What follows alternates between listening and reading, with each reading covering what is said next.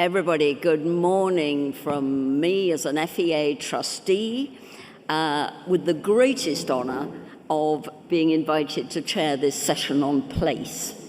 When we had that very good series of questions on where were we 10 years ago, I thought, well, actually, I was chairing Teach First 10 years ago, and I'd had 2 new knees, and the incentive of getting out of my bed and onto my knees was to come to the Royal Festival Hall and launch the Fair Education goals. So it was an extraordinary moment for me to see this great room absolutely awash with such energised, great campaigners. My life has been about campaigning, so I am more excited and exhilarated, first of all by seeing you all, and secondly, by hearing from Sir Tim Brighouse, who in my book just needs to be kept on life support for as long as it can possibly be done.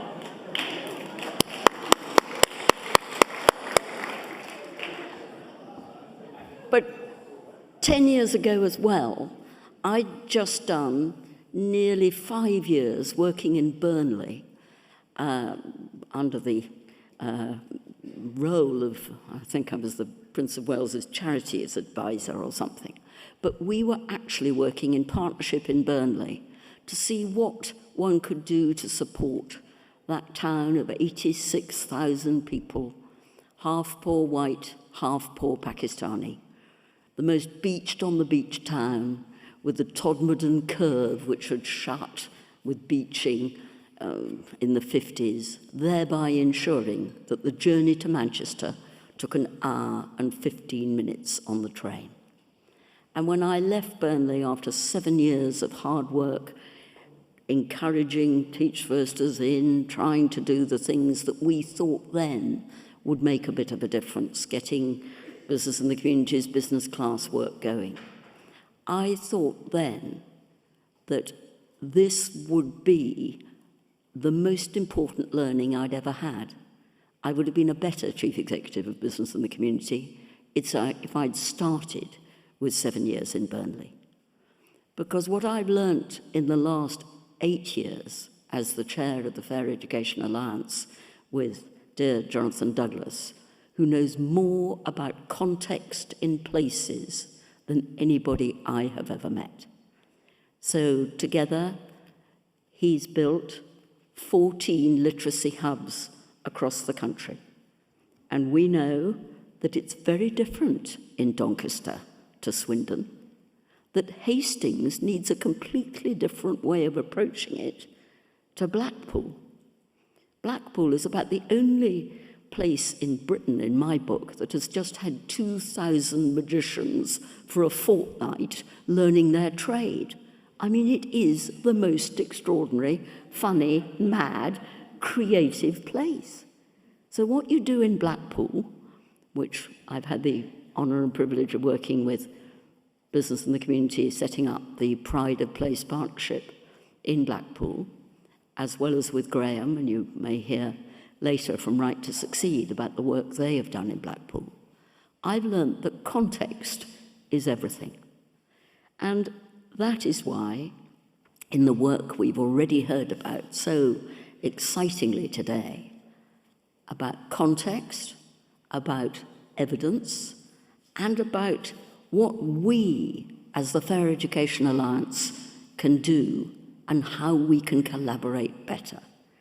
And that's why I'm so thrilled with one of the great pieces of work that has been done in this last year, supported by Zing, in the development of the digital tools, and in particular in the work that I think Gina is now going to give me a slide on, which is about what we have learnt from our great ecosystem map. One of the richest data sets, we think, in the country, because you've all helped to fill it in, although any of you haven't filled it in, will you kindly bloody well get on with it? But we can already see 20,000 unique partnerships between our membership and education settings, including FEA members' work in 12,000 schools. And if we're talking about place, and if we're talking, and it was lovely to hear Zulum saying, what did happen in the London Challenge? All of us who are as old as the hills think, well, I mean, the London Challenge was basically the only place where we have ever managed in Britain to do a concerted piece of collaborative work to raise the game. And the reason why the education results in London are as strong as they are against the rest of the country, in my book, is almost entirely to do with the leadership of John Coles, Vanessa Ogden, and Tim Brighouse. I mean, there are many others, as usual, who claim the fame, but actually those were the ones who did most of the heavy lifting. So learning as to what works and then helping to spread it is what the FEA is about. So FEA members are working with 50% of schools across the country. I'm so excited as to how many are working with further education colleges, where actually a lot of the young people we need to get to are actually in. So we must get that figure too. On average, each of those schools is working with 3 FEA members. You're a lively lot, so once you discover a school that is taking something, you call in the other pigeons who want to fly locally. And let's remember, pigeons are infinitely more important than statues. There's a terrible row as to where statues are, where they should be put, whether they should now be taken down. But actually, pigeons fly locally, carry messages, and that's what the FEA membership is about. Over 600 schools are working with at least 5 FEA members. I wonder if those are also the schools that began with Teach First and may now have one of the 120 Teach First head teachers who started right way back then when we began it. FEA members are working primarily in socioeconomic disadvantage, as over 70% of schools at the highest levels of pupil premium are working with an FEA member. So we're in the right place, in the right target areas, but by God, we need to cover the country even more successfully than we are. So that's why, having done a bit of a history lesson this morning, and Tim and I can remember the days of the education priority areas, the education action zones, the New Deal for communities, and it's worth learning. It's a great teasing question to the DFE to say, do tell me, where is your evaluation of the opportunity areas? What did you learn, and what are you now doing different? But as nobody, all the churning situation, both politically and indeed, I fear, at civil servant level, means that very few of us ever remember, unless you're very old like me, what we learnt when we failed to get TVI to work long term in the 90s.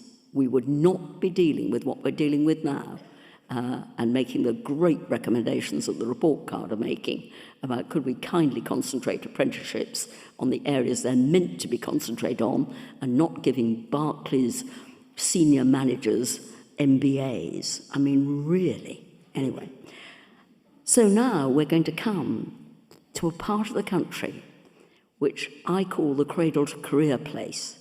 And we are so lucky to have Mayor Steve Rotherham, previously the MP for Liverpool Walton, started life as a bricklayer, set up his entrepreneurial business, came into politics, first elected as a mayor in 2017, and got an increased majority last year.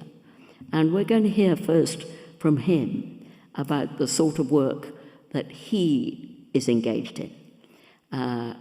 This region has 33 FEA members, partnering with over 50% of the schools in Liverpool City region.